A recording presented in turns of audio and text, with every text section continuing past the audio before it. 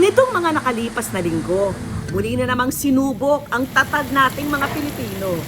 Dahil sa sunod-sunod na buhos ng malakas na ulan, maraming lugar sa ating bansa ay nalubog sa baha.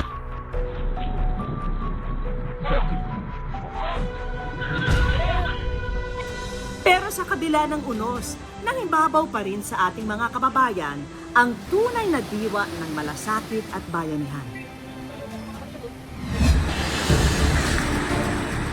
Sa Abra, nagtulong-tulong ang mga residente para maitawid sa umapaw na Abra River ang isang pasyente.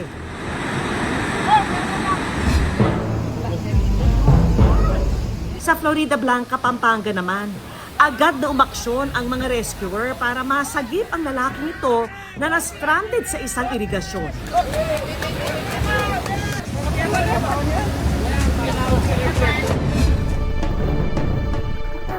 Ang magkakapitbahay namang ito sa Kawit, Cavite, nagbayanihan na rin para maisalba ang isang natrap na bata sa kasagsagan ng pagragasan ng baha.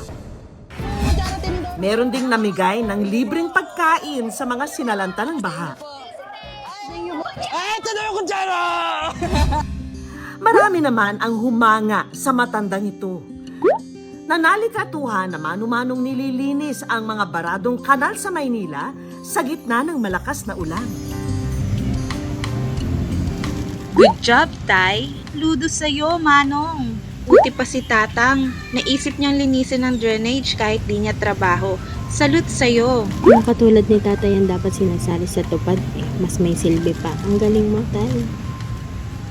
Sino kaya ang bayaning ito?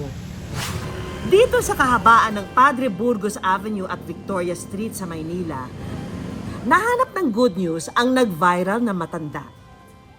Siya ang 62 anyos na si Tatay Vicente.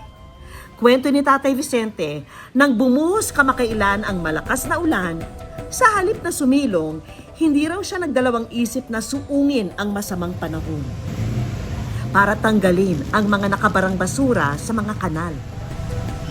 Dati pa raw niya itong ginagawa. Alam ko na kasi matagal na ako rito, kaya alam ko na yung drainage ang yung mga manhole pag nabaran, hindi na agos yung tubig, kaya nagboboluntaryo na lang ako, nililinis ko. Nalis ko yung bara.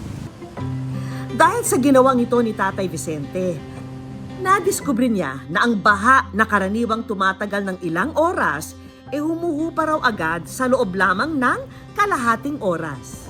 Kaya kung magkabulbul ang traffic, tapos minsan may tumitirik pa dyan, naabala sila. Si Tatay Vicente, hindi empleyado ng gobyerno. Hindi rin siya street sweeper. Ang paglinis daw niya sa mga kanal, kusang loob niyang ginawa.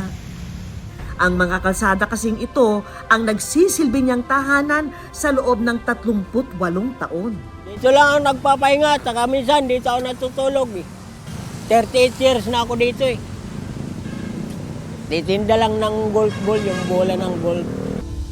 Si Tatay Vicente, mag-isa lang sa buhay. Dahil wala siyang sariling bahay, sa loob na ng halos 4 na dekada, naging laman siya ng mga kalsada, habang ang kanyang mga kamag-anak ay nasa Laguna. Para may ipangtustos sa kanyang pang-araw-araw, nagbebenta siya ng golf ball sa labas ng isang golf course sa Intramuros. 200 pesos per balot. Depende, pag may mga player, minsan 600, ganyan.